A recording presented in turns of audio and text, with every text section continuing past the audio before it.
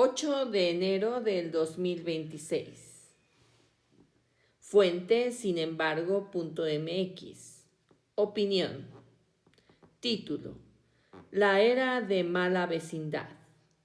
Pluma, Lorenzo Meyer. Es posible que el 3 de enero de este 2026 pase a ser considerado como el inicio de una nueva era en las relaciones entre Estados Unidos y el resto de los países de nuestro hemisferio. En todo caso, se tratará de la era de la mala vecindad, y que inevitablemente contrastará con aquella llamada de la buena vecindad en los años de 1930 y 1940. Fijémonos en el contraste. En 1933, el presidente norteamericano Franklin D. Roosevelt inauguró la que se llamó la buena vecindad entre Estados Unidos y América Latina y el Caribe. En contraste, el ambiente interamericano que el presidente Donald Trump inauguró a sangre y fuego en la madrugada del primer sábado del 2026, con el ataque no provocado a instalaciones venezolanas y el secuestro del presidente de ese país, Nicolás Maduro, ya puede designarse como la era de la mala vecindad. Este nuevo tiempo que nadie sabe cómo evolucionará ni cuánto durará, y al que Donald Trump ya decidió bautizar como el de la doctrina Monroe. Desafortunada combinación de Donald y Monroe. Está definido en sus grandes líneas en un documento signado por Trump y titulado National Security Strategy, y que desde la perspectiva de la soberanía del conjunto de países de nuestro continente se puede considerar como un auténtico manifiesto de la mala vecindad.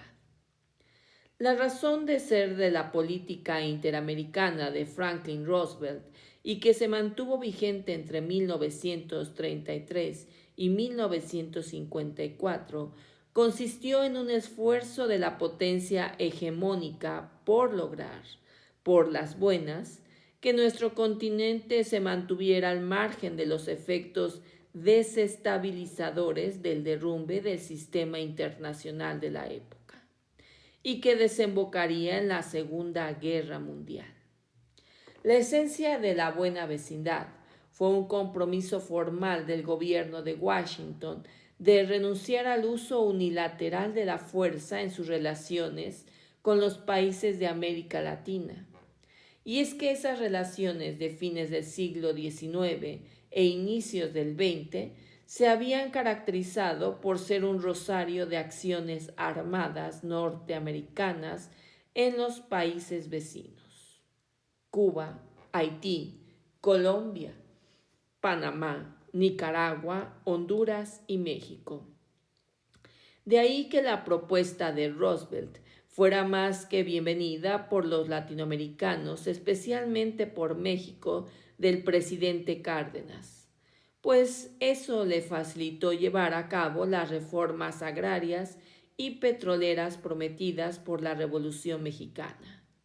Sin embargo, la buena vecindad resultó ser solo una coyuntura de apenas 2 décadas, y si los prolegómenos de la Segunda Guerra Mundial fueron los eventos que propiciaron el diseño de una buena vecindad que aislara al hemisferio de las tensiones en Europa y Asia, la coyuntura desapareció con el inicio de la Guerra Fría. A partir de la invasión de 1954 de Guatemala por un pequeño ejército mercenario de guatemaltecos, encabezados por el coronel derechista Carlos Castillo Armas y organizado por la CIA, Washington puso un violento fin al gobierno reformista de Jacobo Arbenz, al que acusó de comunista. A partir de entonces, la lógica de la Guerra Fría sería la razón de ser de la política de Estados Unidos en el continente y en el mundo. Washington se empeñó entonces en apoyar a los gobiernos de derecha y a organizar o alentar los cambios de régimen en nombre de combatir el comunismo soviético y fortalecer la democracia, entre comillas. Pero en realidad, en América Latina, se trató de una reafirmación del predominio de los intereses políticos y económicos de Estados Unidos. Y si bien esta política falló abiertamente en el caso de Cuba, a cambio tuvo éxito en sus términos en Granada, Panamá y República Dominicana, y en su apoyo y alianza con las dictaduras militares en países de mayor calado en la América del Sur: Brasil, Argentina, Uruguay y Chile. Con el fin de la Guerra Fría, al finalizar el siglo XX, se pudo pensar que también en el fin de la obsesión anticomunista de Washington, lo que daría paso a una política de mayor tolerancia de las decisiones de aquellos países latinoamericanos que optaran recorrer rutas nacionalistas y de centro izquierda. Y es que en diciembre del 2014, el gobierno de Barack Obama aceptó llevar un gran viraje en su política cubana y estableció relaciones diplomáticas con La Habana.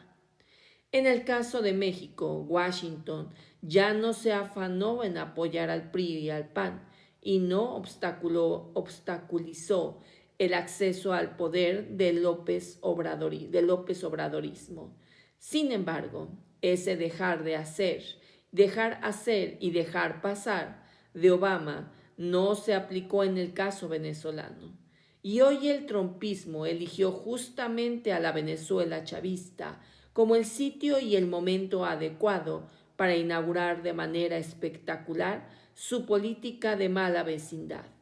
El socialismo de Venezuela no solo le es ideológicamente repelente a una derecha extrema como la de Trump, sino que además controla las mayores reservas petroleras probadas del mundo: 303.000 millones de barriles de petróleo, que Trump no ha declarado que le fueron ilegalmente nacionalizadas y deben volver a su explotado por sus legítimos dueños. Las grandes petroleras norteamericanas como Chevron, Conoco o Exxon. Desde luego, entre los motivos de Trump para atacar a Venezuela, destaca la acusación de la Casa Blanca en el sentido que Maduro era un presidente narco, entre comillas. Sin embargo, los documentos hasta hoy esgrimidos por la Fiscalía norteamericana no lo prueban sino apenas de actos de complicidad y contrastan con el hecho de que Trump acaba de indultar a un expresidente centroamericano sentenciado a 45 años de prisión justamente por ser el eje de una verdadera organización de narcotraficantes de cocaína: Orlando Hernández de Honduras. Quizá la razón verdadera y de fondo del ataque a Venezuela y del secuestro de su presidente la ha dado directamente uno de los arquitectos de la operación, el siniestro Stephen Miller. En una declaración a Jake Tapper de CNN, ese consejero presidencial afirmó: vivimos en un mundo real, Jake, que está gobernado por la dureza, por la fuerza, gobernado por el poder. New York Times, 6 de enero del 26. Y como Estados Unidos dispone de una fuerza enorme y está gobernado por un político realista, entre comillas, de derecha extrema, es que ha decidido usar a Venezuela y a su petróleo para mostrar al mundo que la soberanía de todo un continente reside en Washington y solo ahí. Parte 1.